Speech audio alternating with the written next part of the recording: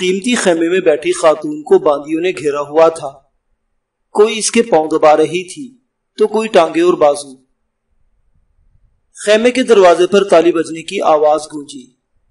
تمام باندیاں ایک دم چوکنا ہو گئی تھی، مگر انہوں نے اپنا کام جاری رکھا۔ وہ محافظوں کی میت میں اندر داخل ہوا۔ معزز خاتون اسے دیکھتے ہی بستر پر سیدھی ہو کر بیٹھ گئی تھی، جبکہ باندیاں جلدی سے کھڑی ہو گئی۔ اقلیمہ، دیکھو میں تمہارے لیے کیا تحفہ لایا ہوں۔ اس نے بچہ اٹھائے ہوئے محافظ کو ہاتھ سے آگے ہونے کا اشارہ کیا۔ اوہو، کتنا پیارا ہے۔ بستر سے اتر کر اقلیمہ نے محافظ کے ہاتھ سے بچہ لے لیا۔ اس نے فخریہ لہجے میں کہا، اس کا نام یشکر ہے۔ اقلیمہ مستفسر ہوئی۔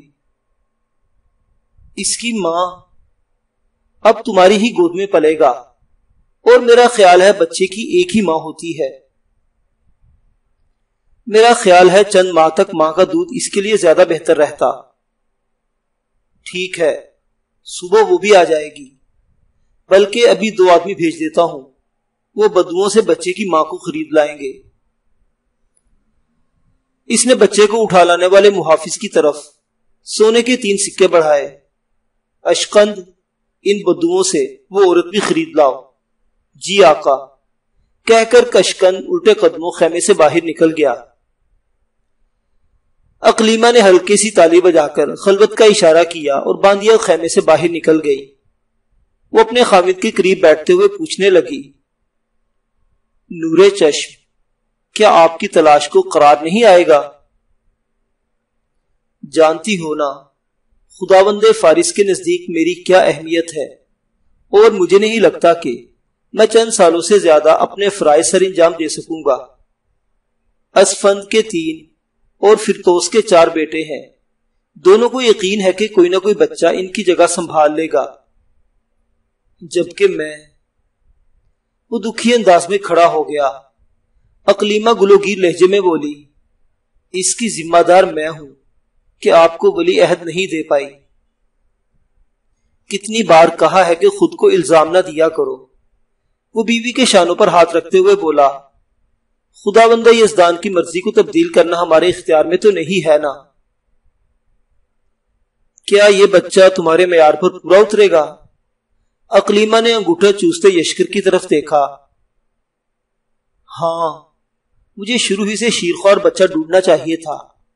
میں نے پہلے جو لڑکے خریدے تھے ان کی عمریں زیادہ تھی اور وہ زہر خورانی کے عادی نہیں ہو سکے تھے۔ دونوں کی موت کی وجہ زہر ہی بنی تھی۔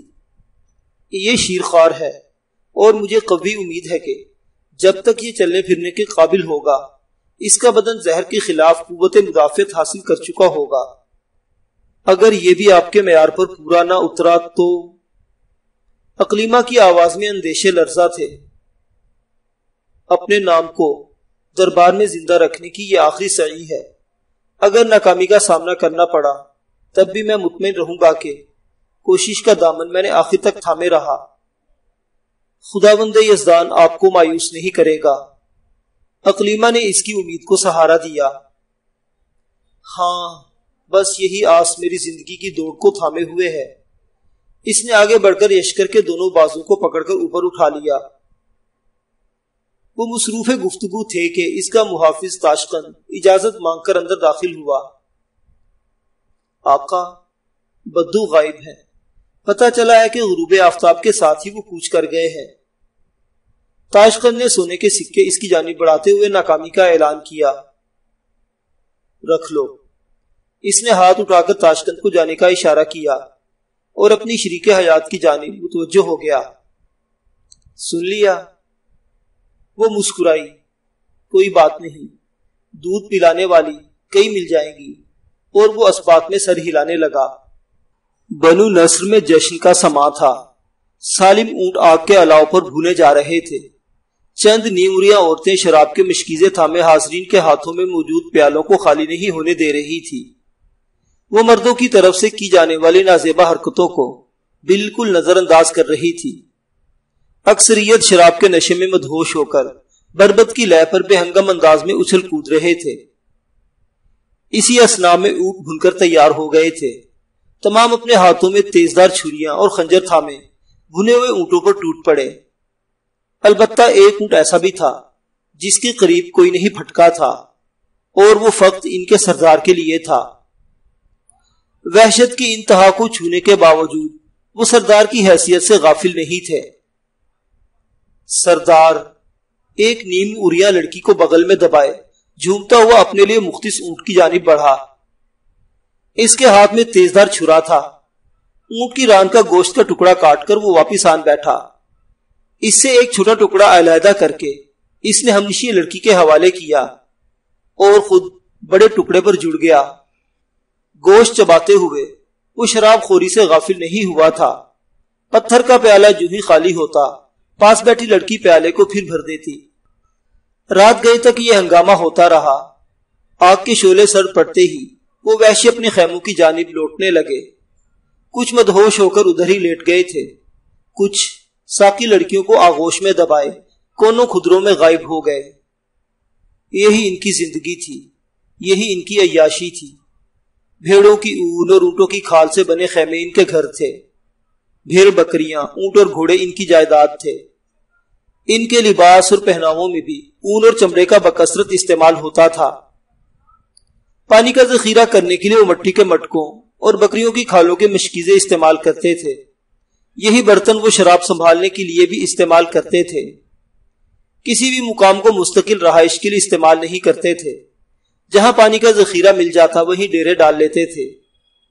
یہ بھی ممکن تھا کہ ایک جگہ پر ان کے کئی سال بیت جاتے، اور یہ بھی بعید نہ تھا کہ کسی جگہ ان کا پڑاؤ محض چند دن کا ہو۔ ان کی آمدن کا واحد ذریعہ لوٹ مار تھا۔ قافلوں کو لوٹ کر وہ مویشی اپنے استعمال میں لاتے اور آدمیوں کو غلام بنا کر بیچ دیتے۔ زیادہ عرصہ اگر انہیں کوئی قافلہ لوٹ مار کے لیے نہ ملتا تو کسی چھوٹے موٹے قبیلے پر بھی حملہ کرنے سے باز نہیں آتے تھے۔ لکڑی کا مضبوط دروازہ کھول کر سکندر پتھروں سے بنے ہوئے کمرے میں داخل ہوا۔ کمرے میں 5 بڑے بڑے مٹکے ترتیب سے رکھے تھے۔ جیب سے چھوٹی سی بوتل نکال کر وہ چند لمحے اسے گھورتا رہا، پھر احتیاط سے بوتل کا ڈھکن اتار کر اس میں موجود تمام محلول مٹکے میں انڈیل دیا۔ لکڑی کا چمچ اٹھا کر اس نے محلول پانی سے بھرے ہوئے مٹکے میں اچھی طرح حل کیا، اور پھر لکڑی کے چمچ میں چند قطرے آلودہ پانی کے لے کر اس نے ساتھ والے مٹکے میں ڈال دیا۔ دوسرے مٹکے میں بھی اچھی طرح چمچ ہلانے کے بعد اس نے دوسرے مٹکے سے چند قطرے پانی لے کر تیسرے مٹکے میں حل کیا۔ یہی عمل اس نے بالترتیب تمام مٹکوں کے ساتھ دہرایا، اور پھر باہر نکل کر بیوی کو بلا لایا۔ اقلیمہ، اس نے آخری مٹکے کو ہاتھ لگاتے ہوئے کہا، اس مٹکے میں سے پانی کا ایک قطرہ یشکر کے دودھ میں ڈال دیا کرو۔ 3 ماہ تک اسی مٹکے کا پانی بچے کے دودھ میں ملا کر پلانا ہے۔ اگلے 3 ماہ 7 والا مٹکا، اور ہر 3 ماہ کے فرق کے ساتھ مٹکا تبدیل کرتے رہنا ہے۔ اقلیمہ نے پوچھا، ان مٹکوں میں زہر کی آمیزش کی گئی ہے؟ ہاں، اس نے اس بات میں سر ہلایا۔ میں چاہتا ہوں کہ جب تک بچہ چلنے پھرنے کے قابل ہو، زہر کا عادی ہو چکا ہو۔ اقلیمہ نے اس بات میں سر ہلایا، اور وہ اسے ساتھ لیے باہر نکل آیا۔ کوٹھڑی کا دروازہ بند کرتے ہوئے اقلیمہ نے پوچھا، کیا اس پانی سے بچے کی موت واقع ہو سکتی ہے؟ نہیں، اس آخری مٹکے میں زہر کی تعداد بہت قلیل مقدار ہے۔ زیادہ سے زیادہ بچہ بیمار پڑ سکتا ہے۔ ایسی صورت میں شاید الٹیاں اور دست شروع ہو جائیں، اور یاد رکھنا، ایسا ہونے کی صورت میں عارضی طور پر دودھ میں پانی ملانا چھوڑ دینا۔ جو ہی بچے کی طبیعت سنبھلے دوبارہ پانی ملانا شروع کر دینا۔ آپ نے کل سے اپنی ذمہ داری سنبھالنا ہے۔ ہاں، آج آخری دن ہے، پھر کہیں 2 ماہ بعد ہی واپسی ہوگی۔ کوئی مسئلہ بن جائے تو تاشقند کو پیغام دے کر میرے پاس بھیج دینا۔ نورے چشم، اور کتنا عرصہ تک یہ ذمہ داری سنبھالنی پڑے گی؟ وہ اپنے خوابگاہ میں پہنچ گئے تھے جب اقلیمہ نے پوچھا، میں تو چاہوں گا یشکر ہی مجھے اس ذمہ داری سے سبکدوش کرے، اور میں چاہتی ہوں جتنا جلدی آپ اس ذمہ داری سے فارغ ہو جائیں اتنا ہی بہتر ہے۔ اقلیمہ، تم اس ذمہ داری کی اہمیت سے ناواقف ہو، اس لیے ایسا کہہ رہی ہو۔ حضور والا کے محافظ دستے میں 500 جنگجو شامل ہے، مگر ان کے خصوصی محافظ صرف 3 ہیں، جن میں ایک میں بھی ہوں۔ یہ ہم ہی ہیں جو بادشاہ سلامت کے قریبی مصاحب سے زیادہ ان کے قریب ہے۔ حضور والا کے شبستان میں داخل ہونے کا شرف کسی تعارف کا محتاج نہیں۔ حضور والا اپنی اولاد و ازواج سے زیادہ ہم پر اعتماد کرتے ہیں۔ آپ بھی تو ہر وقت جان ہتھیلی پر لیے پھرتے ہیں۔ خاکی میں بدہن کسی وقت کوئی اونچ نیچ ہو سکتی ہے۔ حضور والا کی جان کے ہزاروں دشمن ہیں، اور یہ تو طے ہے نا کہ کوئی بھی دشمن آپ کی موجودگی میں ان تک رسائی نہیں کر پا سکتا، اس لیے ہر دشمن کی پہلی ترجیح آپ ہی کو نقصان پہنچانا ہوگی۔ یہ مرتبہ، سہولیات اور آسائشیں اسی وجہ سے تو مجھے میسر ہیں۔ اقلیمہ فکر مندی سے بولی، مجھے بس آپ کی سلامتی درکار ہے۔ مجھے کچھ بھی نہیں ہوگا، میری ساری زندگی لڑائی کے میدان میں گزری ہے۔ شاہ سواروں کو تو میدان جنگ میں دشمن کا سامنا کرنا پڑتا ہے، اور میرے لیے امن ہی سب سے بڑی جنگ ہے۔ یہ کہتے ہی وہ اقلیمہ کا ہاتھ سہلاتے ہوئے خوابگاہ سے باہر آ گیا۔ اقلیمہ اس کی پشت کو گھورتی رہ گئی تھی۔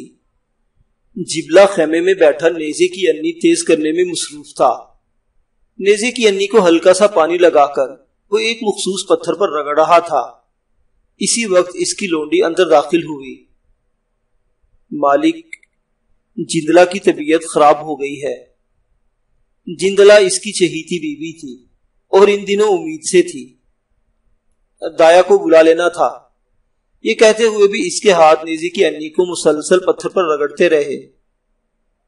سردار، دایا کو تو کب کا بلا لائی ہوں، مگر اس سے کچھ نہیں ہو پا رہا۔ وہ اتنی ماہر نہیں ہے۔ اپنی ماں کی وفات کے بعد بس یہ ذمہ داری اس پر آن پڑی ہے۔ ہاں، پھوڑ عورت کے ہاتھ میں اون آ گئی ہے۔ مشہور کہاوت دہراتے ہوئے اس نے نیزہ ایک طرف رکھ دیا۔ مالک، رغال کو بلا لوں؟ رغال بھی اس معاملے میں مشورہ ہی دے سکتا ہے۔ پھر میں رغال سے مشورہ کر لیتا ہوں، شاید کسی دوسری قبیلے سے دایا کو بلانا پڑے۔ جبلہ خیمے سے باہر نکل آیا۔ تھوڑی دیر بعد وہ رغال بن زواب کے خیمے کے باہر اسے آوازیں دے رہا تھا۔ رغال آنکھیں ملتا ہوا باہر نکلا۔ سردار، مجھے بلا لیا ہوتا۔ تم اب تک لیٹے ہو؟ جبلہ کے لہجے میں ناگواری تھی۔ آپ کے تحفے نے رات بھر مصروف رکھا، رغال معنی خیز لہجے میں بولا۔ میلے سے واپسی پر سردار نے عریسہ بنت منظر عارضی طور پر رغال کو بخش دی تھی۔ سردار کا اپنا دل اس سے بھر چکا تھا۔ جندلہ کی طبیعت خراب ہے، اور حبیب بنت عتیبہ کی وفات کے بعد ہمارے قبیلے میں کسی کو دایا کا کام نہیں آتا۔ اس کی بیٹی بس نام کی دایا ہے۔ اس بارے میں بھی بس دوسروں جیسا ہی ہوں۔ تو چند سوار ساتھ لے کر بنو اسد کا راستہ ناپو۔ بنو اسد ان کے قبیلے سے چند کوسی دور تھا۔ جو حکم سردار۔ رغال واپس مڑا۔ اسی وقت خیمے کے دروازے پر عریسہ بنت منظر نمودار ہوئی۔ سردار، شاید میں اس معاملے میں مدد کر سکوں۔ تم؟ جبلہ کے لہجے میں حیرانی تھی۔ ایک لمحہ سوچنے کے بعد اس نے اسبات میں سر ہلا دیا۔ چلو میرے ساتھ۔ رغال نے پوچھا، سردار، بنو اسد جانے کا ارادہ مؤخر کر دوں؟ فی الحال انتظار کرو۔ جبلہ نے رکنے کی ضرورت محسوس نہیں کی تھی۔ عریسہ بھی بدن پر لباس درست کرتی اس کے پیچھے ہولی تھی۔ تھوڑی دیر بعد سردار کی چہیتی زوجہ کے خیمے کے قریب پہنچ گئے۔ جندلہ کی کراہیں خیمے کے باہر سنائی دے رہی تھی۔ سردار، آپ جائیں، میں سنبھال لوں گی، عریسہ پر اعتماد لہجے میں کہتی ہوئی خیمے کے اندر گھس آئی۔ اس کے پر اعتماد انداز نے جبلہ کو بے فکر کر دیا۔ وہ اپنے خیمے کی جانب بڑھ گیا۔ 3 گھڑیوں بعد باندی اسے بیٹی کی پیدائش کی خبر سنانے کے ساتھ عریسہ بنت منظر کی مہارت کی بابت بھی بتا رہی تھی۔ اس کا مطلب ہے اس نے جبلہ کے قبیلے میں اپنی جگہ مستحکم کر لی ہے۔ کہتے ہوئے اس نے عورت کو واپس جانے کا اشارہ کیا سکندر خوبصورت گھوڑے پر بیٹھ کر تربیتی میدان کی طرف بڑھ گیا۔ چند گھڑ سوار محافظ اس کے عقب میں چل پڑے۔ گو اسے محافظوں کی چندہ ضرورت نہیں تھی، مگر محافظوں کے اپنے فرائض منصبی تھے۔ حالانکہ وہ اچھی طرح جانتے تھے کہ سکندر 15 بندوں کے لیے اکیلا ہی کافی تھا۔ وہ بڑا سا میدان تھا جس کے گرد اونچی چار دیواری اٹھائی گئی تھی۔ دروازے پر کھڑے 2 محافظوں نے سر جھکاتے ہوئے سکندر کو تعظیم دی اور بھاگ کر داخلی دروازہ کھول دیا۔ سکندر محافظوں کی میت میں اندر داخل ہوا۔ میدان کے مختلف کونوں میں جوان تربیتی مشقوں میں مصروف تھے۔ ایک کونے میں تیر اندازی ہو رہی تھی، دوسرے کونے میں تلوار بازی کی مشق جاری تھی۔ کچھ جوان وسیع میدان کے بیرونی کناروں پر دائروں میں گھوڑے دوڑا رہے تھے۔ ایک طرف نیزے اور خنجر دور سے پھینک کر لکڑی کے چوڑے ستونوں کو نشانہ بنایا جا رہا تھا۔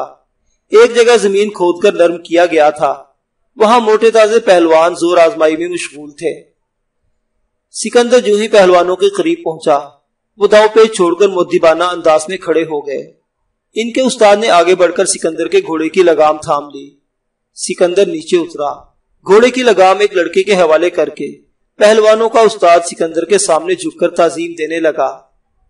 یہ تعظیم فقط سکندر کے رتبے کو نہیں تھی، سکندر اس کا استاد بھی تھا۔ اس سے حال احوال پوچھ کر سکندر لنگوٹ کسنے لگا۔ وہ جب بھی تربیتی میدان میں آتا کثرت ضرور کرتا۔ جسمانی طور پر چاقو چوبند رہنے کے لیے ضروری تھا کہ وہ جسمانی مشقت کو خیر باد نہ کہتا۔ تو آج مجھے کس سے مقابلہ کرنا پڑے گا؟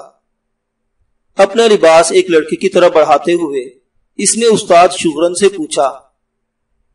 شغرن نے خوشامدانہ لہجے میں جواب دیا، مقابلہ تو کسی نے کیا کرنا ہے، البتہ اخوند آپ کو کسرت کروا دے گا۔ اپنا نام سن کر مضبوط اور جسیم اخوند اکھاڑے میں اترا۔ وہ سب سے بہترین پہلوان تھا۔ قد میں وہ سکندر کے برابر تھا، مگر جسمانی لحاظ سے بہت موٹا تازہ اور مضبوط نظر آ رہا تھا۔ بظاہر اس کا اور سکندر کا کوئی جوڑ نہیں تھا۔ وہاں چند پہلوان ایسے بھی موجود تھے جنہیں پہلی بار سکندر کو دیکھنے کا موقع ملا تھا۔ ان کی سمجھ میں نہیں آ رہا تھا کہ ان کا استاد کس لیے سکندر کی تعریف میں زمین و آسمان کے کلابے ملا رہا ہے۔ دماغ میں اٹھنے والے ان سوال کو وہ الفاظ کا جامع نہیں پہچان سکے تھے، البتہ اس کا جواب انہیں اخوند اور سکندر کی زور آزمائی دیکھ کر مل گیا۔ تھوڑی دیر بعد اخوند چاروں شانے زمین پر چت پڑا تھا۔ سکندر نے ہاتھ بڑھا کر اسے اٹھایا اور وہ دونوں دوبارہ زور آزمائی میں مصروف ہو گئے۔ اس مرتبہ بھی اخوند کو ڈھیر ہونے میں وقت نہیں لگا۔ سکندر نے ایک مرتبہ پھر اسے اٹھنے میں مدد دی اور اس مرتبہ وہ تمام کو جسمانی لڑائی کے اہم اصول بتانے لگا۔ مخالف کی طاقت کو اس کے خلاف استعمال کرنا بنیادی اصول ہے۔ جسم کی مضبوطی، قوت اور پھرتی زور آزمائی کی بنیادی جز ہیں، مگر یاد رکھیں جب تک آپ انہیں صحیح انداز میں استعمال نہیں کرنا جانتے، اپنی قوت، پھرتی اور جسمانی مضبوطی سے فائدہ نہیں اٹھا سکیں گے۔